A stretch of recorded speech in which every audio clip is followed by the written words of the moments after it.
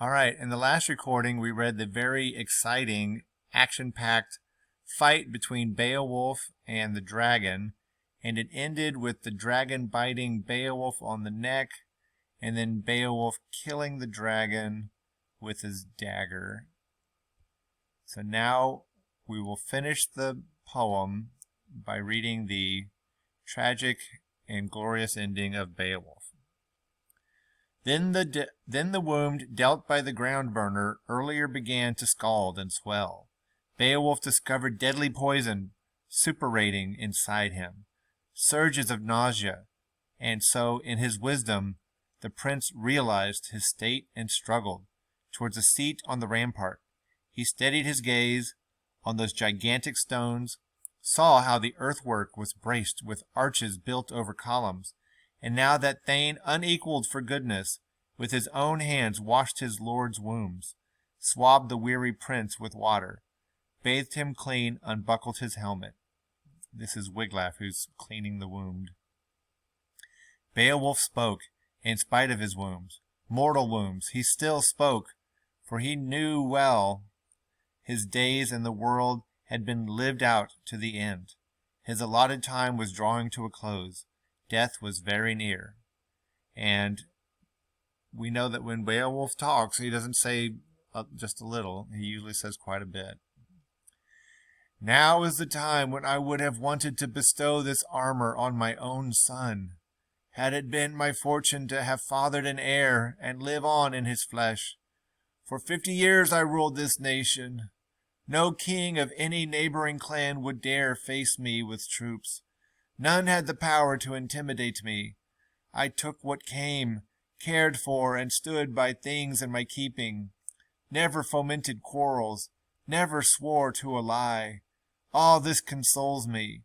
Doomed as I am and sickening for death, because of my right way, the ruler of mankind need never blame me when the breath leaves my body for murder of kinsmen.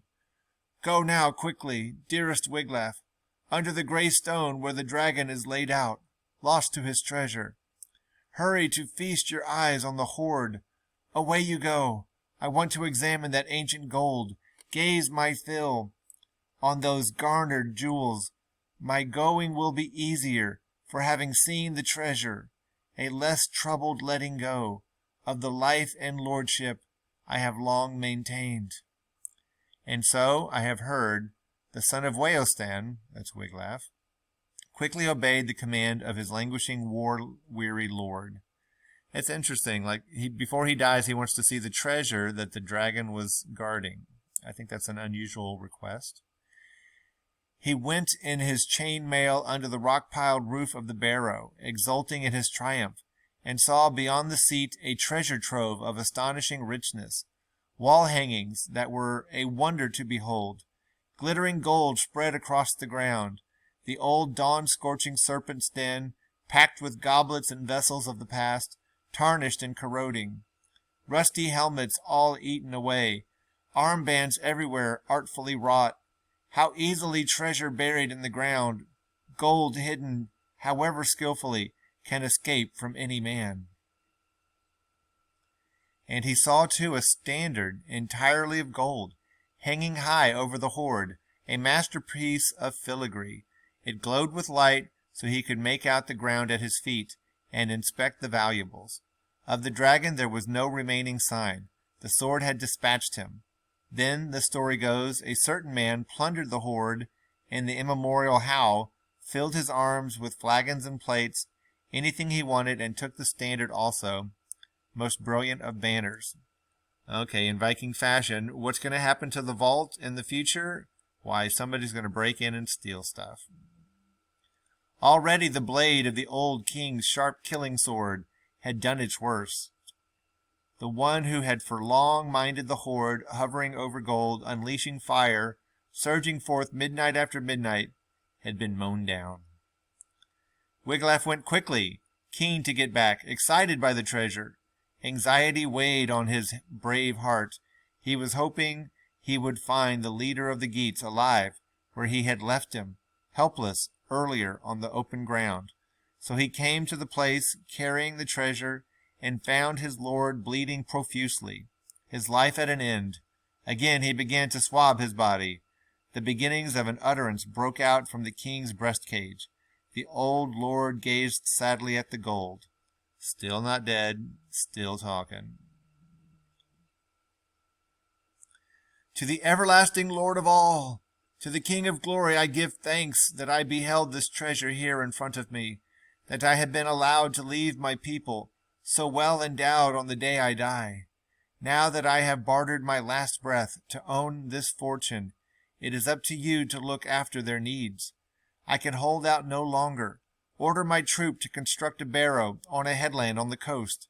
After my pyre has cooled, it will loom in the horizon at Hranesnes and be a reminder among my people, so that in coming times crews under sail will call it Beowulf's Barrow, as they steer ships across the wide and shrouded waters.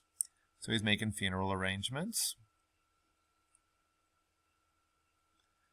Then the king, in his great-heartedness, unclasped the collar of gold from his neck and gave it to the young thane, telling him to use it and the war shirt and the gilded helmet well.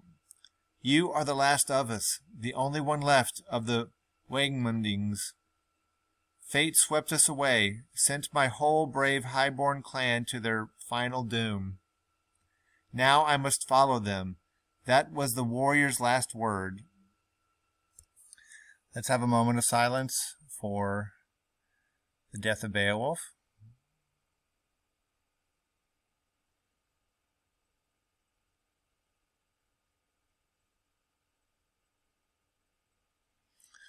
Okay, thank you. Let's continue. He had no more to confide. The furious heat of the pyre would assail him. His soul fled from his breast to its destined place among the steadfast ones. It was hard then on the young hero, having to watch the one he held so dear there on the ground, going through his death agony. The dragon from under earth, his nightmarish destroyer, lay destroyed as well, utterly without life. No longer would his snake folds ply themselves to safeguard hidden gold. Hard-edged blades, hammered out and keenly filed, had finished him, so that the sky roamer lay there rigid, brought low beside the treasure lodge. Never again would he glitter and glide and show himself off in midnight air, exulting in his riches. He fell to earth through the battle strength in Beowulf's arm. There were few indeed, as far as I have heard, big and brave as they may have seen, few who would have held out if they had had to face the outpourings of that poison breather, or gone foraging on the ring hall floor and found the deep barrow dweller on guard and awake. The treasure had been won, bought and paid for by Beowulf's life. Both had reached the end of the road through the life they had been lent. Before long, the battle-dodgers abandoned the wood, the ones who had let down their lord earlier, the tail-turners, 10 of them together. When he needed them the most, they had made off. Now they were ashamed and came behind shields, in their battle outfits, to where the old man lay. They watched Wiglaf, sitting worn out, a comrade shoulder to shoulder with his lord, trying in vain to bring him round with water. Much as he wanted to, there was no way he could preserve his lord's life on earth, or alter in the least the Almighty's will. What God judged right would rule what happened to every man, as it does to this day. Then a stern rebuke was bound to come from the young warrior to the ones who had been cowards. Wiglaf, son of Weohstan, spoke, disdainfully and in disappointment. Anyone ready to admit the truth will surely realize the Lord of men who showered you with gifts and gave you the armor you are standing in, when he would distribute helmets and mail shirts to men on the mead benches, a prince treating his thanes in hall to the best he could find, far or near, was throwing weapons uselessly away. It would be a sad waste when the war broke out. Beowulf had little cause to brag about his armed guard. Yet God who ordains, who wins or loses, allowed him to strike with his own blade when bravery was needed. There was little I could do to protect his life in the heat of the fray, yet I found new strength welling up when I went to help him. Then my sword connected to the deadly assaults of our foe grew weaker. The fire coursed less strongly from his head. But when the worst happened, too few rallied around the prince. So it is goodbye now to all you know and love on your home ground. The open-handedness, the giving of war swords, every one of you with freeholds of land, our whole nation will be dispossessed, once princes from beyond get tidings of how you turned and fled and disgraced yourselves. A warrior will sooner die than live a life of shame. Then he ordered the outcome of the fight to be reported to those camped on the ridge. That crowd of retainers who sat all morning sat at heart, shield-bearers wondering about the man they loved. Would this be his last, or would he return? He told the truth and did not balk, the rider who bore never to the news to the cliff-top. He addressed them all. Now the people's pride and love, the lord of the Geats, is laid on his deathbed, brought down by the dragon's attack. Beside him lies the bane of his life, dead from knife wounds.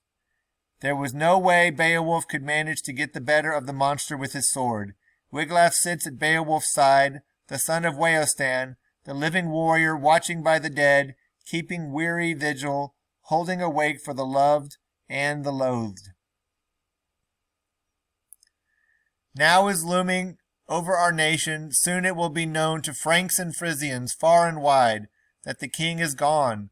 Hostility has been great among the Franks since Hygelac sailed forth at the head of a war fleet into Friesland. There the Hetware harried and attacked, and overwhelmed him with great odds. The leader in his war gear was laid low. Fell amongst followers, that lord did not favor his company with spoils. The Merovingian king has been an enemy to us ever since.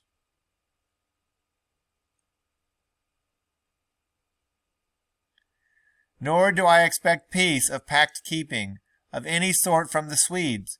Remember, at Ravenswood, Ongentheow slaughtered Hæthcyn, Hrethel's son, when the Geat people in their arrogance first attacked the fierce Scilfings. Hold on.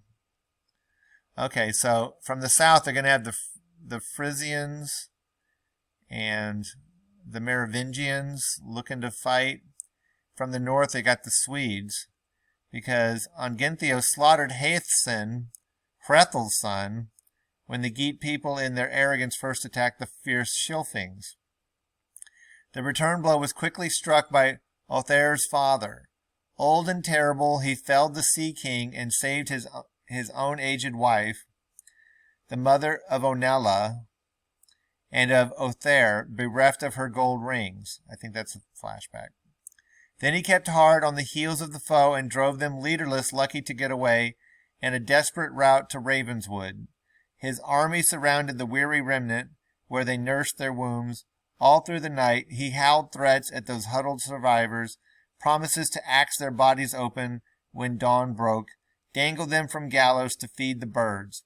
But at first light, when their spirits were lowest, relief arrived. They heard the son of Hygelac's horn, his trumpet calling as he came to find them, the hero in pursuit at hand with troops. The bloody swath that Swedes and Geats cut through each other was everywhere. No one could miss their murderous feuding. Then the old man made his move, pulled back, barred his people in. Ongentheow withdrew to higher ground. Hygelac's pride and prowess as a fighter were known to the earl. He had no confidence that he could hold out against the horde of seamen, defend wife and the ones he loved from the shock of the attack. He retreated for shelter behind the earth wall. Then Hygelac swooped on the Swedes at bay. His banners swarmed into their refuge. The Geat forces drove forward to destroy the camp.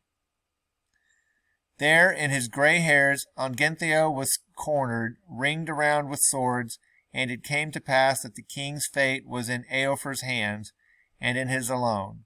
Wulf, son of Wonred, went for him in anger, split him open so that blood came spurting from under his hair.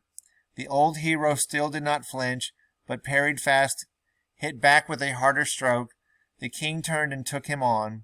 Then Wonred's son, the brave wolf, would land no blow against the aged lord. Ongentheow divided his helmet so that he buckled and bowed his bloodied head, and dropped to the ground. But his doom held off. Though he was cut deep, he recovered again. With his brother down, the undaunted Eofor, Higelac's thane, hefted his sword and smashed murderously at the massive helmet, past the lifted shield, and the king collapsed. The shepherd of people was sheared of life. Many then hurried to help Wolf, bandaged and lifted him. Now that they left, masters of the blood-soaked battleground, one warrior stripped the other, looted Ongentheow's iron mail coat, his hard sword hilt, his helmet too, and carried the graith to King Higelac.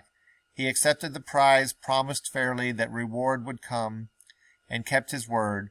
For their bravery in action, when they arrived home, Eofor and Wolf were overloaded by Hrethel's son, Higelac the Geat, with gifts of land and linked rings that were worth a fortune. They had won glory, so there was no gainsaying in his generosity, and he gave Eofor his only daughter to bide at home with him, an honor and a bond. So this bad blood between us and the Swedes, this vicious feud, I am convinced is bound to revive. All that just to say that the Swedes are going to probably attack. They will cross our borders and attack in force once they find out that Beowulf is dead. In days gone by, when our warriors fell and we were undefended, he kept our coffers and our kingdom safe. He worked for the people, but as well as that, he behaved like a hero. We must hurry now to take a last look at the king and launch him, lord and lavisher of rings, on the funeral road. His royal pyre will melt no small amount of gold. Heaped there in the hoard, it was bought at a heavy cost. And that pile of rings he paid for at the end of his own life will go up in flames. He furled in fire, treasure no follower will wear in his memory, nor lovely woman link and attach as a torque around her neck. But often, repeatedly, in the pale of exile, they shall walk bereft, bowed under woe, now that their leader's laugh is silenced. High spirits quenched, many a spear dawn cold to the touch will be taken down and waved on high. The swept heart won't waken warriors, but the raven winging darkly over the doomed will have news, tidings of the eagle, of how he hoped and ate, how the wolf and he made short work of the dead. He finally stopped talking. That's good. All right. Such was the drift of the dire report that gallant man delivered. He got little wrong in what he told and predicted. The whole troop rose in tears, then took their way to the uncanny scene under Earnanus. There on the sand, where his soul had left him, they found him at rest, their ring-giver from days gone by. The great man had breathed his last. Beowulf the king had indeed met with a marvelous death. But what they saw first was far stranger. The serpent on the ground, gruesome and vile, lying facing him. The fire dragon was scarcely burnt, scorched all colors. From head to tail, his entire length was 50 feet. That's pretty big. He had shimmered forth on the night air once, then winged back down to his den, but death owned him now. He would never enter his earthly gallery again. Beside him stood pitchers and piled-up dishes, silent flagons, precious swords, eaten through with rust, ranged as they had been, while they waited their 1,000 winters underground. That huge cache, or cachet, gold inherited from an ancient race, was under a spell, which meant no one was ever permitted to enter the king hall unless God himself, mankind's keeper, true king of triumphs, allowed some person pleasing, and in his eyes worthy, to open the hoard. Okay, so now the hoard is cursed.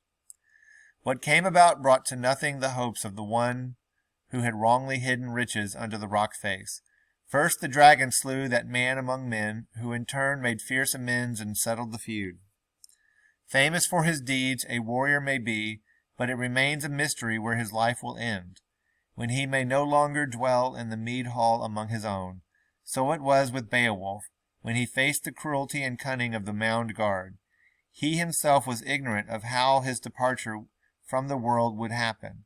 The high-born chiefs who had buried the treasure declared it until doomsday so accursed that whoever robbed it would be guilty of wrong and grimly punished for their transgression, hasped in hell bonds in heathen shrines. Yet Beowulf's gaze at the golden treasure when he first saw it had not been selfish.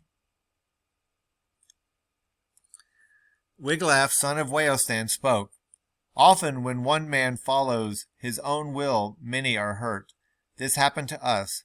Nothing we advised could ever convince the prince we loved, our land's guardian, not to vex the custodian of the gold.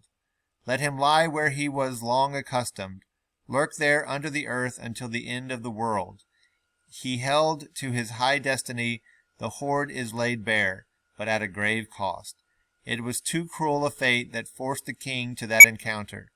I have been inside and seen anything amassed in the vault. Everything amassed in the vault. I managed to enter, although no great welcome awaited me under the earth wall. I quickly gathered up a huge pile of priceless treasures, hand-picked from the hoard, and carried them here, where the king could see them. He was still himself, alive, aware, and in spite of his weakness, he had many requests. He wanted me to greet you and order the building of a barrow that would crown the site of this pyre, serve as his memorial in a commanding position, since of all men to have lived and thrived and lorded it on earth, his worth and due as a warrior were the greatest. Okay. Now let us again go quickly and feast our eyes on that amazing fortune heaped under the wall. I will show you the way and take you close to those coffers packed with rings and bars of gold.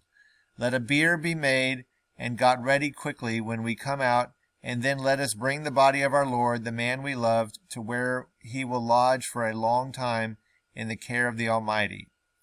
Then Weohstan's son, stalwart to the end, had orders given to owners of dwellings, many people of importance in the land, to fetch wood from far and wide for the good man's pyre. Now shall flame consume our leader in battle. The blaze darkened round him, who stood his ground in the steel hall. When the arrow storm shot from bowstrings, pelted from the shield wall, the shaft hit home. Feather-fledged, it finned the barb in flight. Next, the wise son of Weohstan, this is still Wiglaf, called from among the king's thanes a group of 7. He selected the best and entered with them, the 8th of their number, under the God-cursed roof. One raised a lighted torch and led the way. No lots were cast for who should loot the hoard, for it was obvious to them that every bit of it lay unprotected within the vault, there for the taking. It was no trouble to hurry to work and haul out the priceless store. They pitched the dragon over the cliff top, let tides flow and backwash take the treasure minder. Then coiled gold was loaded on a cart in great abundance, and the gray-haired leader, the prince of his bier, born to Hronesness. The Geat people built a pyre for Beowulf, stacked and decked it until it stood 4 square, hung with helmets, heavy war shields, and shining armor, just as he had ordered. Then his warriors laid him in the middle of it, mourning a lord far famed and beloved. On a height they kindled the hugest of all funeral fires. Fumes of wood smoke billowed darkly up. The blaze roared and drowned out their weeping. Wind died down, and flames wrought havoc in the hot bone house, burning it to the core. They were disconsolate and wailed aloud for their lord's decease.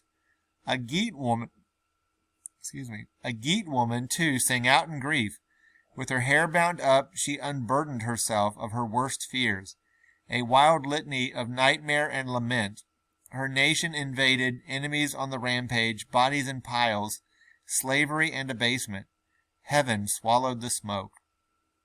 All right, so the woman sings a song that they're all going to die. All righty, which I guess makes sense, because do any of y'all know any Geats? Are any of y'all descended of Geats? No. But we've heard of Sweden. Sweden's still there. So chances are Sweden took over and never relented. All right. When the Geat people began to construct a mound on a headland, high and imposing, a marker that sailors could see from far away, and in 10 days they had done the work. 10 days to make a barrow. It was their hero's memorial. What remained from fire they housed inside it, behind a wall, as worthy of him as their workmanship could make it. And they buried torques in the barrow, and jewels, and a trove of such things as trespassing men had once dared to drag from the hoard. They let the ground keep that ancestral treasure, gold under gravel, gone to earth, as useless to men now as it ever was. Then 12 warriors rode around the tomb, chieftains' sons, champions in battle, all of them distraught, chanting in dirges, mourning his loss as a man and a king. They extolled his heroic exploits and gave thanks for his greatness, which was the proper thing. For a man should praise a prince whom he holds dear, and cherish his memory when that moment comes, when he has to be convoyed from his bodily home. So the Geat people, his hearth companions, sorrowed for the lord who had been laid low.